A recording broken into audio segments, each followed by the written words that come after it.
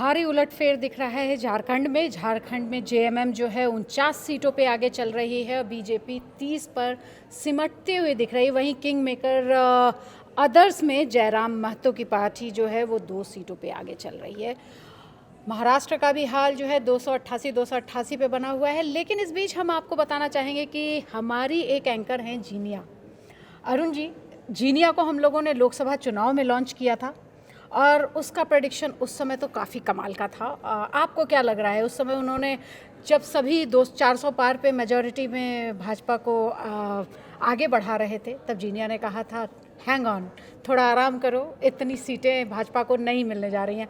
कुछ ऐसा ही इस बार का नज़ारा है झारखंड को लेके और यूपी चुनाव को लेके।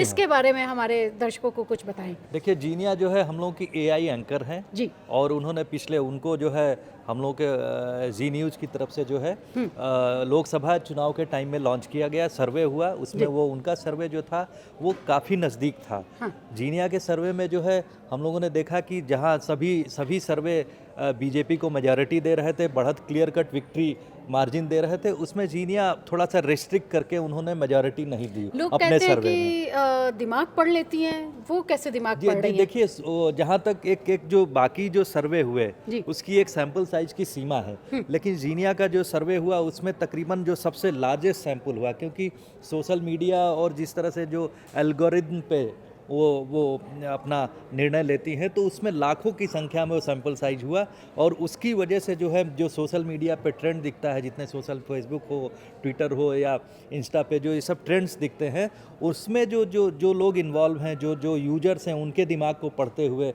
ये बहुत बड़ा टेक्नोलॉजी जी जो है वो बहुत बड़ा कमाल कर रहा है। एआई आर्टिफिशियल इंटेलिजेंस को लाके, क्योंकि जहाँ इस समय आर्टिफिशियल इंटेलिजेंस जो है आने वाले समय के फ्यूचरिस्टिक टेक्नोलॉजी है, सब लोग उसकी तरफ बढ़ रहे हैं एआई इंटेलिजेंस के साथ में। उसमें मैं बता दूं कि इस बार का जो सर्वे हुआ है, इस बार का जो हम लोगों का एग्जिट पोल का सर्वे हुआ, उसमें झारखंड के नतीजों को लेकर खासकर जो है जीनिया काफ़ी नज़दीक रही। उन्होंने जो है जेएमएम को जो है 39 to 46 के करीब बताया था और बीजेपी को 36 से 41 के आसपास बताया था।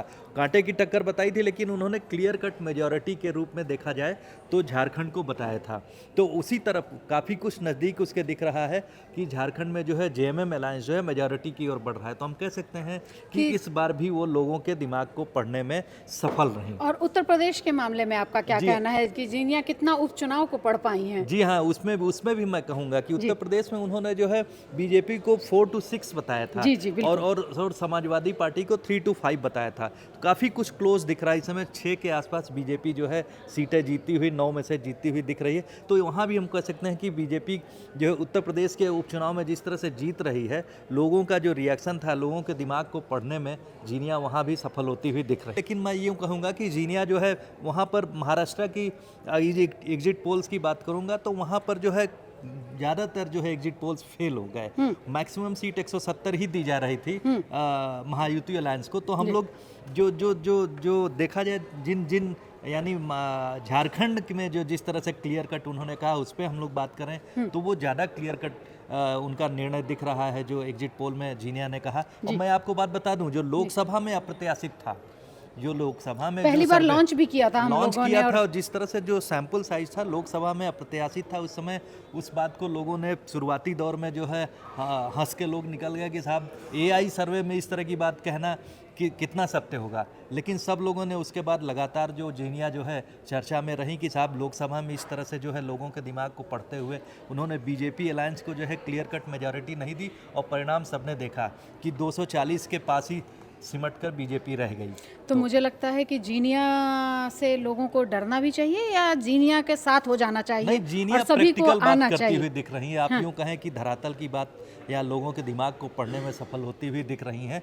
बाकी एग्जिट पोल्स को जो है सैंपल साइज की एक सीमा रही, लेकिन उस सीमा को आगे बढ़ाते हुए एआई टेक्नोलॉजी का इस्तेमाल करते हुए जिस तरह से हमारे जी की जो जीनिया एआई एंकर हैं, उन्होंने सर्वे को जो बताया वो काफ़ी कुछ नज़दीक दिख रहा है। तो इसमें हम लोग कह सकते हैं उनकी पीठ थपथपाई जा सकती है। तो हम लोग जीनिया की पीठ थपथपा रहे हैं और जी की भी पीठ थपथपा रहे हैं, क्योंकि उनके एग्जिट पोल जो जीनिया कर रही हैं वो रिमार्केबल हैं और जीत के, और किसी भी पार्टी उस पर, कोई भी पार्टी उस पर विश्वास कर सकती है, ऐसा कह सकते हैं हम जी लोग? हाँ जी, बिल्कुल कह सकते हैं, क्योंकि हम लोग काफ़ी हद तक देखा जाए तो जो लोकसभा इलेक्शन के बाद में जो है झारखंड के चुनाव में जो नतीजे और बीजेपी का जो उत्तर प्रदेश का जो जो बाई इलेक्शन है उसमें बिल्कुल नज़दीक दिख रही हैं, तो उसमें हम लोग कह सकते हैं कि उनके साथ में आने वाले समय में उनके साथ में जो है यूं कहेंगे कि विश्वास और बढ़ेगा तो उनके सर्वे को विश्वास लेकर। और बढ़ेगा। आप लोग जुड़े रहिए हमारे साथ और देखते रहिए कि किस करवट बैठने जा रही है कौन सी पार्टी,